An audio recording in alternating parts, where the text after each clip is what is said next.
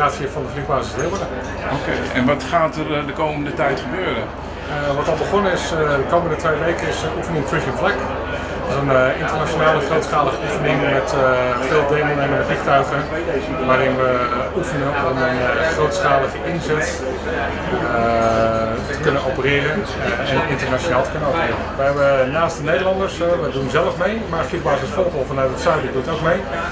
En wat we verder hebben zijn de Amerikanen die nu deelnemen en de Polen met F-16's alle twee. Dan hebben we de Duitsers met de Eurofighter, we hebben de Fransen met de Mirage 2000 en we hebben de Zwitsers met de F-18.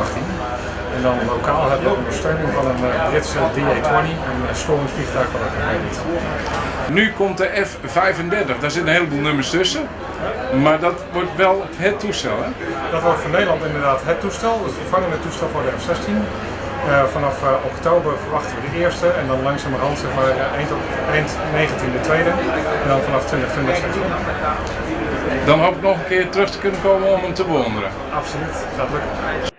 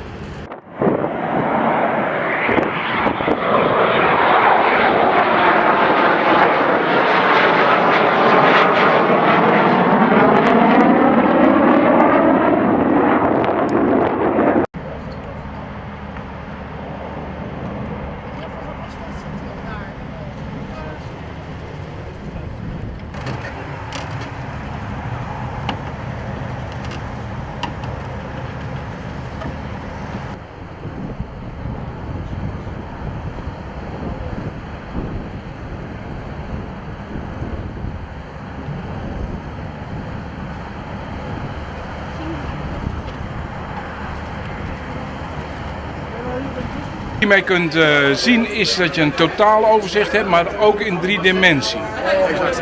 Dus we kunnen de klassieke manier, wat normaal een bird's eye view is van de radarwereld, van bovenaf gezien, dat wordt nu dus anders gevisualiseerd en dat wil zeggen in een derde dimensie. En dat doen we dus, deze applicatie hierachter kan het dus laten zien. Dan kunnen we in draaien en dan kunnen we de hoogte bekijken, we kunnen de manoeuvres goed bekijken. Ja. En dat kan dus ook gebruikt worden voor bijvoorbeeld debrief. Oké. En wat gaan we nu zien? We gaan, nou, Robert kan eventjes inzoomen. Kijk, we hebben dus hier bijvoorbeeld 2 fighters bij elkaar. Hier zijn een aantal bij elkaar. En deze groepen en die gele lijnen, dat zijn de history trails. Ja. En daarbij kun je dus heel netjes om de doelen heen kijken. En dan zie je ze bewegen in de ruimte. Je ziet dus een heel goed effect van diepte en hoogte. En dit is voor een gebruiker die eventueel zijn missies wil evalueren een fantastisch beeld. Dit is gewoon live data, dus het is geen replay, het is geen nabewerking, het is gewoon zoals het systeem het nou meet. Maar het leuke is dat ik vind dat het ook zo mooi gevisualiseerd is. Hè? Je ziet ook de vliegtuigen. Ja, dat is wel leuk gedaan. Uiteraard, hier staan allemaal F-16 modelletjes in. Dat is allemaal ook weer in te stellen door de gebruiker. We kunnen ook F-18's instappen of een Mirage. Het is puur een symboliek om de gebruiker te helpen. We kunnen het ook kleuren geven, rood, blauw of groen.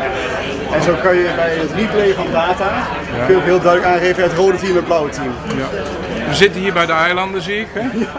Er ligt gewoon een kaart onderuit, hè? Gewoon een Google Maps kaart ligt daaronder. En daarmee kunnen we gewoon heel goed zien die witte lijnen. Dat zijn de hoogtelijnen. Nou, hier loopt de vlieg door. En zo kun je heel goed zien hoe de doelen zich bewegen in de ruimte.